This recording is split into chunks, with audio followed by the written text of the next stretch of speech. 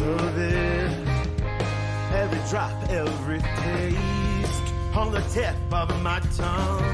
Bend my nail, bite my thumb. Ever did want clear my name. Baby, in your presence will be so present. Into the moment when my breath and my eyes shut.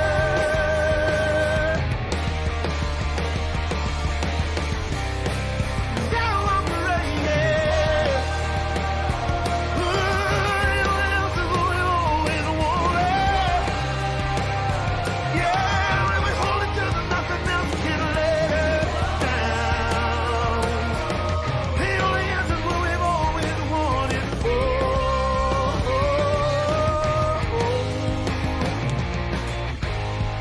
I'll do anything.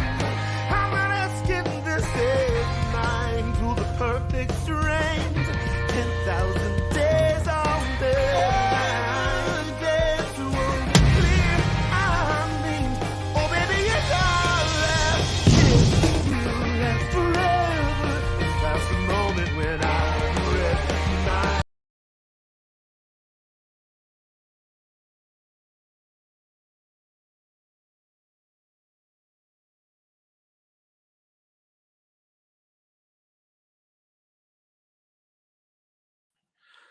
Welcome, everybody, to the Two Goalies, One Mic Sabres pregame show. Sorry for the technical difficulties there, but of course, when we debut something big and make a big announcement, not everything can obviously go right.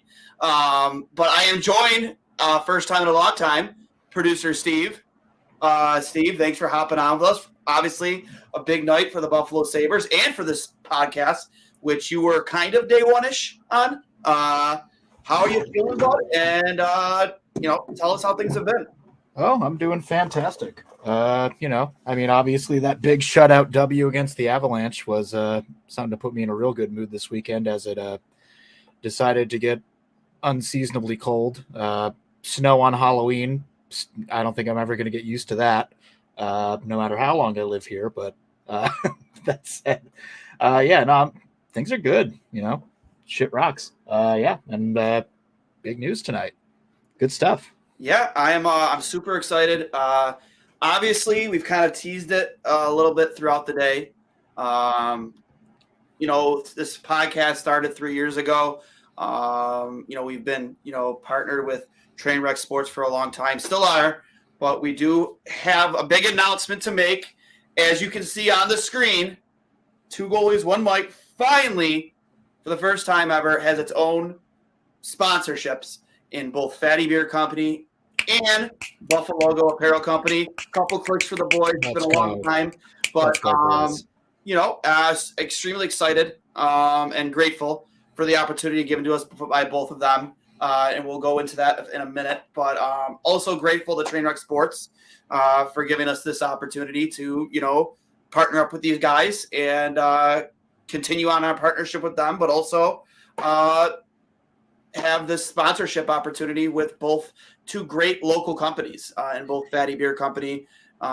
Big thank you to Nick Fatty and Eric from Buffalo Go. Well, Nick Fatty from Fatty Beer Company and Eric from Buffalo Go for the opportunity, and extremely excited for what these opportunities are going to bring us this season.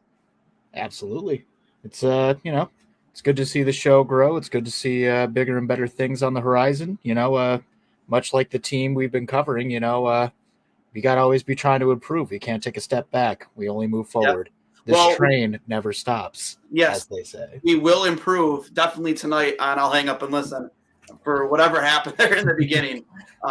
You know what it was? So obviously with StreamYard, you have you have different branding. We have the Two Goalies, One Mic brand, Crossing Swords, et cetera, et cetera. But our normal opening, which is the old school Sabres goat head opener that we're so accustomed to seeing whenever we do a pregame or postgame, is not in my stage. So I'm like, oh, holy crap. Like, it's not here. Just something, lesson learned there for me, but I tried to switch over to the Crossing Swords to grab it so I could play it. And then all of a sudden, everything just started to go haywire. So, but yeah, first thing I want to start off again, obviously when it comes to our new sponsorships, we'll lead things off with Fatty Beer Company. And one of the biggest things, again, Nick Fatty, when this opportunity came about a few months ago, we back and forth talking for a while. He's a good friend, big advocate for hockey in the Western New York area.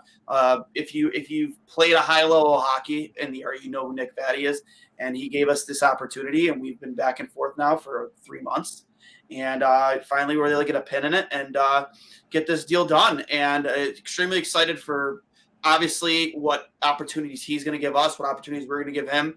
For those of you who don't know, Fatty's Beer is Western New York's is a craft beer marketing room. They have 300 beers to choose from in 7 different Western New York locations, and they're open daily, 7 days a week, from 11:30 to 10:30. Sometimes later, depending if obviously it's the weekend or not. They have live music events. Often I was there at their Lancaster location, probably their busiest location, with my best friend behind the pine, Greg Day. He was tending the bar that night. Tim Britt was there, local music. I guess I wouldn't say, I don't know if I'd say legend, but he's, if you're in the music scene, you know who Tim Britt is. He was there performing on a few nights before Halloween. It was actually the night Matthew Perry passed away, unfortunately, and that was a fucking gut punch, buddy. Yeah, exactly right. And he, he performed the Friends theme song, and we are there essentially celebrating Matthew Perry's life. If you followed us on Instagram or anything like that, you would have seen the video from that night when he was playing the theme song from Friends. But yeah, they have live music events often. You can follow them on all their socials at Fatty Beer on Instagram, Twitter, now X, Facebook. And one of the big things, and one of my favorite things about them, is they are not just kid friendly, but dog friendly. They are a dog friendly bar. They always have biscuits for your dog right there on the bar. Again, that night for their big costume contest, I was there. Obviously having a few beers with Greg and my girlfriend, and we there's just adorable dogs everywhere. It's this very friendly atmosphere, and if you love dogs, that's the place to be. And if you love going to a bar, local bars for Sabres games, it is still also the place to be, because you get 2-for-1 drafts during Sabres games, and opportunities to join their mug club, of course, and not to talk too much about Fatty Beer, but also we have our other sponsorship, Buffalo Apparel. I mean, again, a very locally born and bred apparel company here in Western New York. Over the last few years, have really taken off. You've seen a lot of their designs, like the Stefan 316 shirt they came out with. Actually, probably saw Steph wearing it into a game recently. Right after he knocked the beer cans after scoring a touchdown a few weeks ago. I still can't believe the league fined him for that. Yeah, what a crock. Come on. Can't we just have some fun? Like, come on. Like, I think Stone Cold is enough of the zeitgeist that we all just know that that's wholesome, pure fun. Yeah, I know. There's no negative message being sent to the world out there by smashing some beers. I know, it's just so dumb. So goofy. Yeah, and just a few, obviously, images from their social page. Right here. Oh, it's actually Fatty Beer. You have Buffalo Go. You can find them at Buffalo Go, most notably on Instagram, but also on Twitter and X, as you can see here on the screen. And just some different designs they've come out with. This was for Larry Playfair night down at the Harbor Center. Playfair appreciation post. We had to print these tees for the Junior Sabres last week as they paid tribute to legendary Buffalo Sabre Larry Playfair and all he has done for the program over the years. Larry Playfair and the Buffalo Junior Sabres to go together like spaghetti and meatball, or lamb and tuna fish, if you've seen that movie.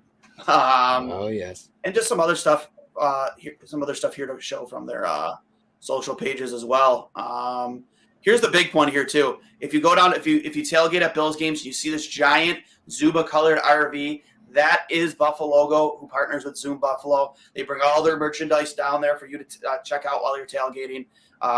Awesome setup they have over there. I walked by last week. Was it a week ago or 2 weeks ago?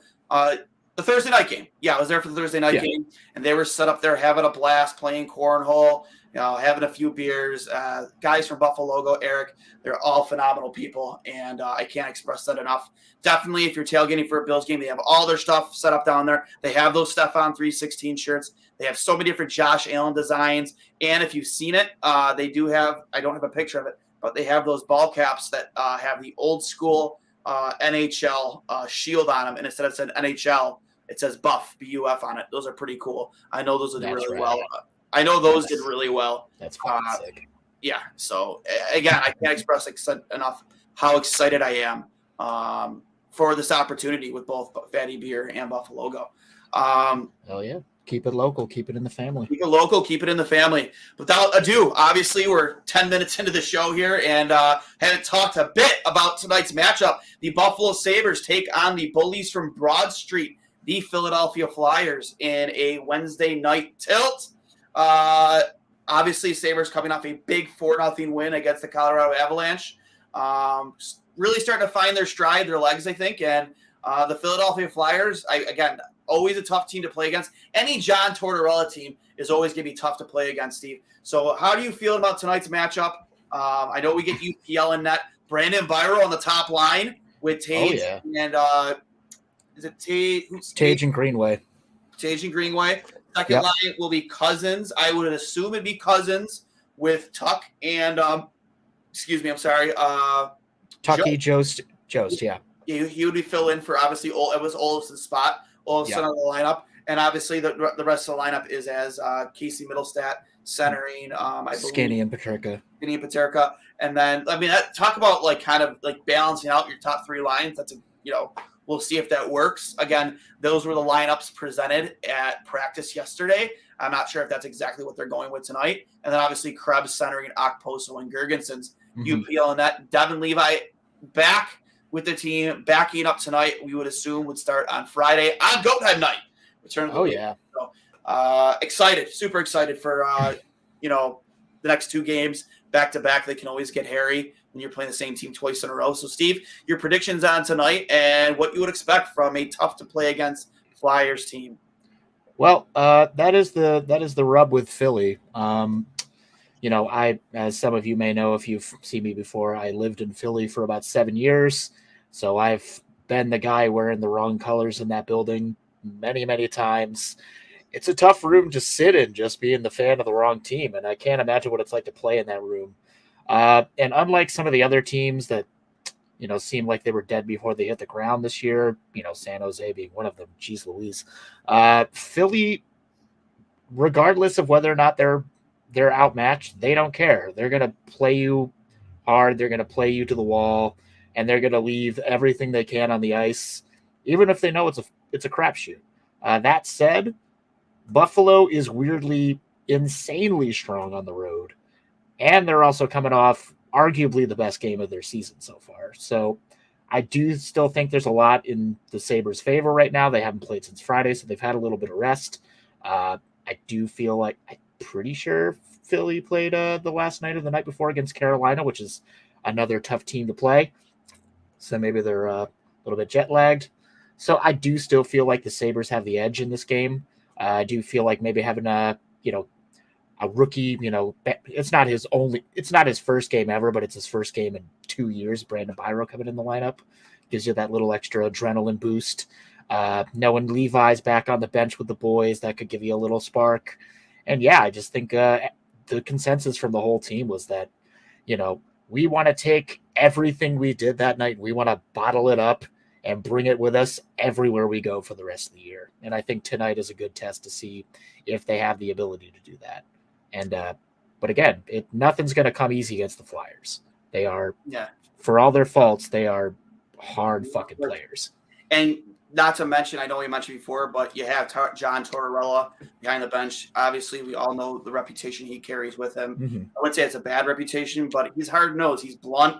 He's not afraid to tell you how it is. You all remember the comments he used to make. Who was it? Brooksy. He fucking hated Brooksy so much. When he was sick, and they kept on asking him what player was that? He's like, yeah, he shit his pants. So, like, yeah, he wasn't enough. But he's not afraid to tell you how it is. Yeah, and be honest and brutally honest. So, I think this would be I honestly think this might be a high scoring game. I think this is that game where you finally maybe start to see Buffalo really push their foot down on the pedal offensively. We'll give up a little bit defensively, but I was talking to a friend earlier. They asked me, I predictionize them. I could totally see tonight being a 6-4 win for the Sabres. Yeah, and that is something else to consider is that we do have the second game of Clifton's suspension. So Bryson is still on that blue line. And for all the shit we talk about Bryson, he did look, I'm not going to say good, but he was competent on Sunday. He was not, you didn't get on the ice and look like an immediate detriment to everything going on, which is something we have seen historically from that young man. So that's, it's clear that he's doing everything he can to keep a job in the NHL for his one showing. That said, he's got one more night, I believe, pairing with Johnson for obvious reasons on the third line there. So, yeah, it'll be interesting to see how he can measure up to a team that comes at you hard. Because, aside from bodying Devon Taves the other night, that was pretty funny. I joked to myself when I saw that happen. It's like, what happens when Jacob Bryson lays you to the ice? Do you just hang up the skates and go get your real estate license? What do you do after that happens? Do you just go to coding boot camp? What's left after that? But no, so it'll be interesting to see how that plays out. But maybe that's going to light a fire under his ass and make him play out of his mind. Maybe Bryson's going to do everything to stand on his head and, dive on the grenade to block every shot that comes his way on the penalty kill. I don't know. Yeah. But yeah, no one in this league hates to lose more than John Tortorella. So if he can do anything in his power to make sure they don't lose in Philly. If you've watched Shoresy at all on Hulu, the first season, I think it was an episode, actually the first episode. They were talking about what was going wrong with the team. She was considering folding the team. Yep. And she asked him what was wrong. He goes, the boys don't want it. They don't skate, they float. He's like, oh, they don't want to win. He's like, no, they don't just hate to lose. You almost got to hate losing more than you want to win. The thought of losing has to just bring the most disgusting taste to your mouth, just thoughts that you just never want to deal with or bear with.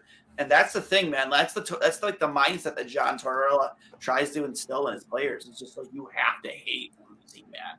You got to losing is not optional. Losing is ranch with the wings. It's unacceptable. Much, yeah. That's not an option. Try again. But I think tonight is a big Tage night, in my opinion. I think Tage is going to really just light it up.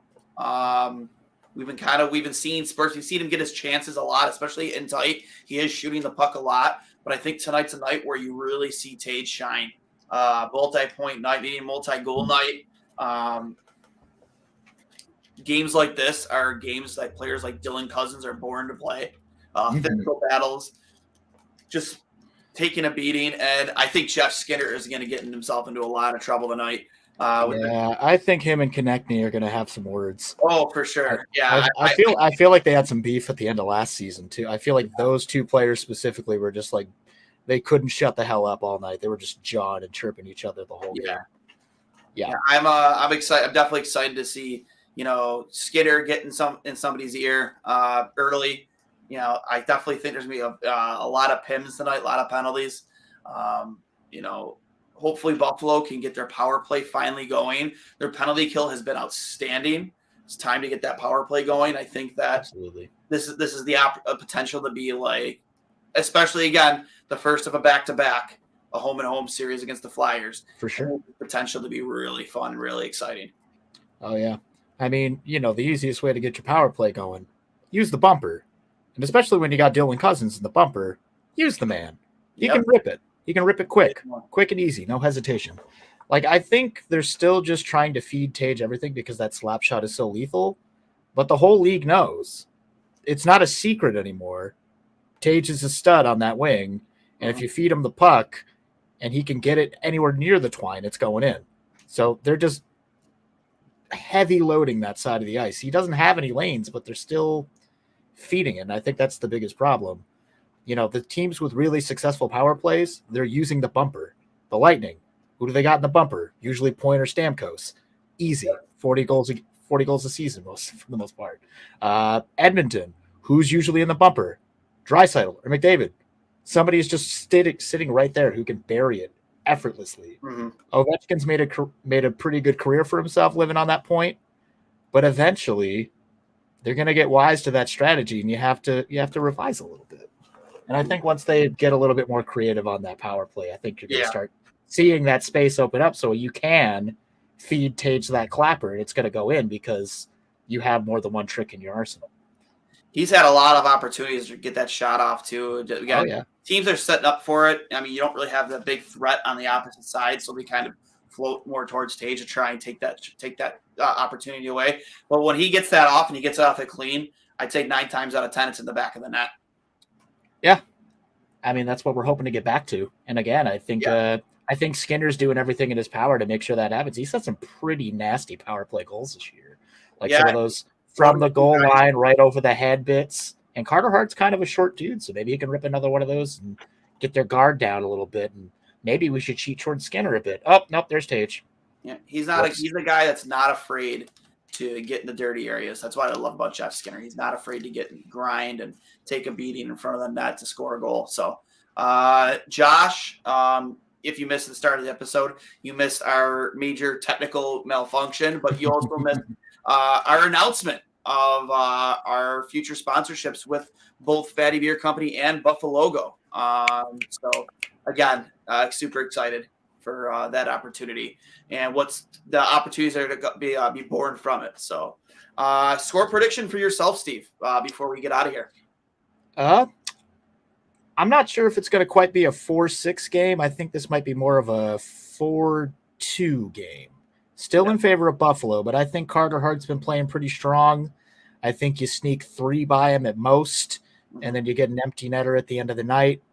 But yeah, no, I still think the odds are in Buffalo's favor, but Carter Hart is playing like Carter Hart and not like a guy who's, on the trade block, which was a conversation that was absolutely being had near the deadline and over the summer. But seems like he's there to stay for now. He's only got that one final year. I believe he's an RFA at the end of this. He's pretty young, so he should still be an RFA.